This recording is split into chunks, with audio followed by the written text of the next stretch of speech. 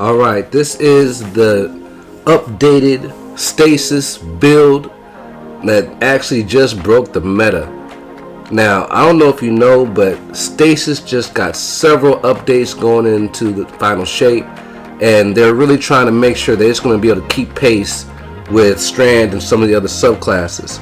So, what I've done with this here is proven not only can it keep pace, but it can actually supersede in damage, survivability, and crowd control. And with this exotic build combination I have here, oh, it is going to be undoubtedly proven that Stasis is top tier. Now, let's get into this video. Now, I'm using Bare Glass Curve. I just got it fully upgraded with the Catalyst unlocked.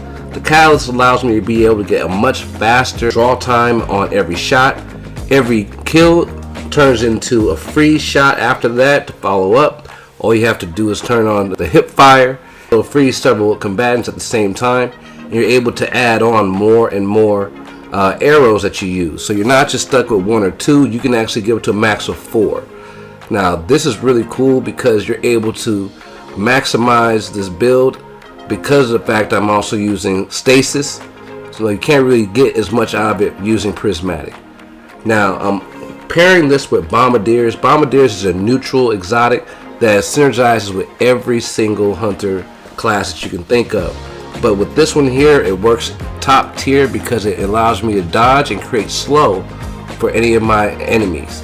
When I pair that with some of the other aspects and fragments here, you're going to see why and how I'm able to get so much damage out of a simple exotic primary and a dodge. Now, the way that this works, it's really simple. It allows you to be able to, get your first kill, freeze the next enemy. You can throw either your shuriken or you can turn around and shoot it again with your, your exotic primary. You just want to aim down sights so that way you can get max damage.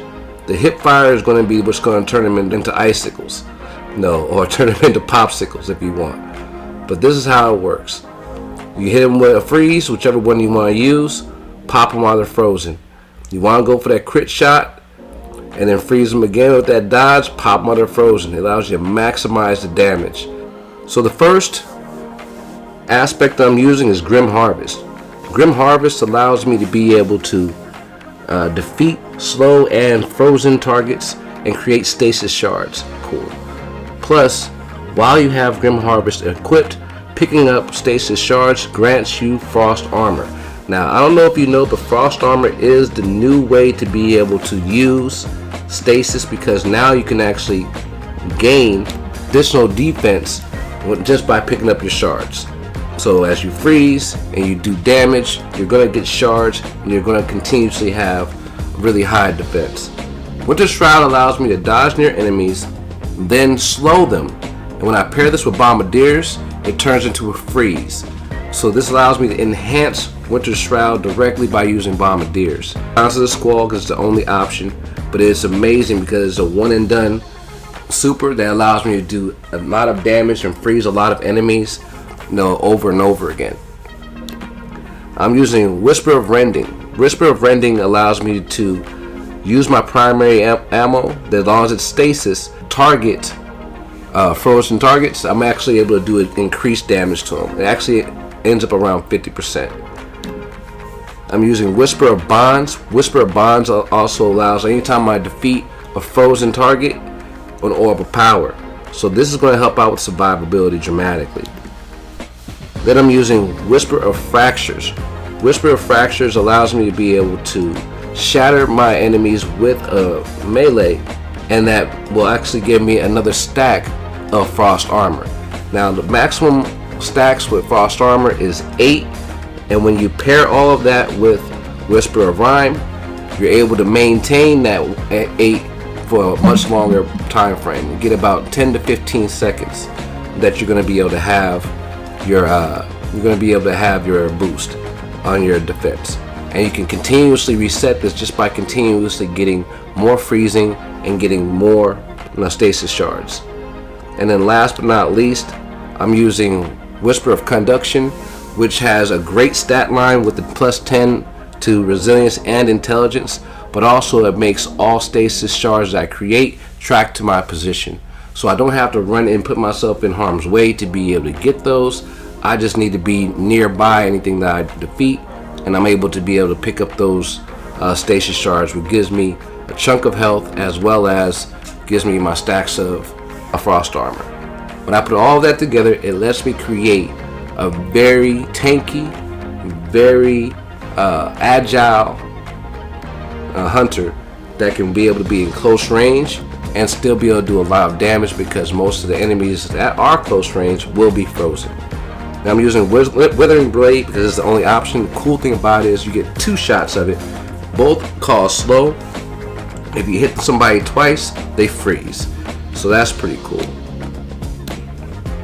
Now I'm also using the Cold Snap Grenade because it does an insta freeze, and if you defeat the enemy that just got frozen pretty quickly, you can be able to, it will also seek out the next enemy and freeze them as well. So it lets you get 2 freezes out of it in its base form. Now if you have different grenades you want to use, by all means, but this is the one I like the most. It works best with the build. It synergizes, and everything that it's capable of is amazing.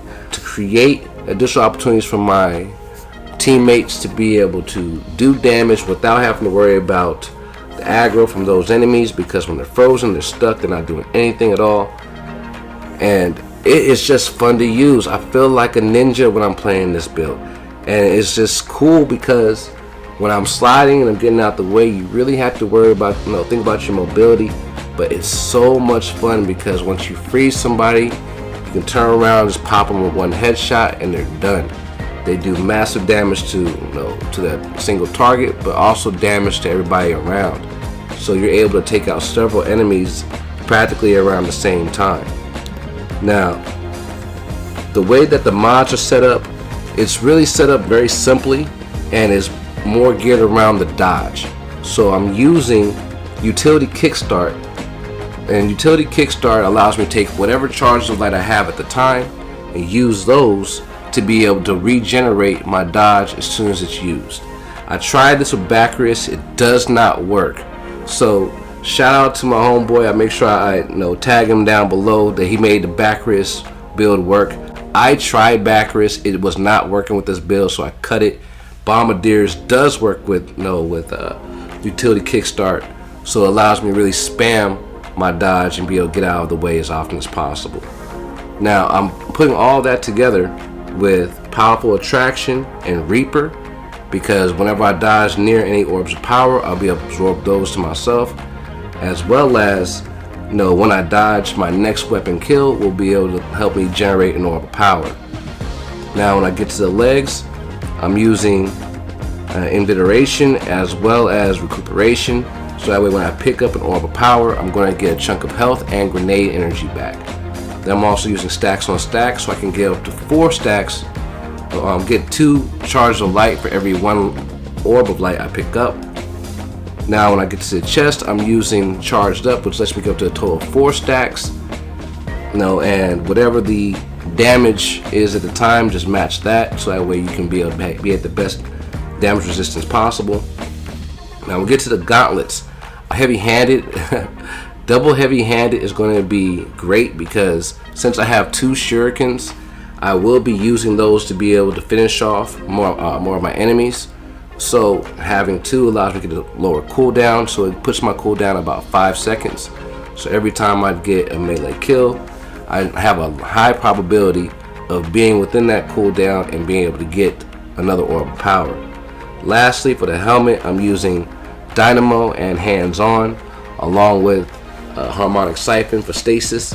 So that way every time I get a dodge or a melee kill, I'm going to get a chunk of my super energy back, along with whenever I get a multi-kill with Stasis, I'm going to be able to get an orb of power. Now the cool thing with this setup that really sets it apart, every time I dodge and then get a weapon kill, I'm going to get 2 orbs of power. When I get my next weapon kill, I'm going to get a 3rd orb of power. So it's really going to be an orb generating build. So you want to dodge as frequently as possible, because of how everything is set up between Whisperer Bond as well as Reaper and Harmonic Siphon. all three of those are going to be working in your favor throughout most of the time that you're going to be in combat. Now, there's a lot of tricks with this. Like, this is one of those high skill builds, because you are going to be in close range. You're going to have to react pretty quickly, and you don't have a lot of time to make decisions, so you're going to have to get used to this one. But once you do, it's nasty.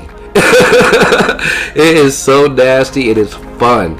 And holla at your boy. It's Black Mike with another banger video. Hit the like and subscribe button. Peace, y'all.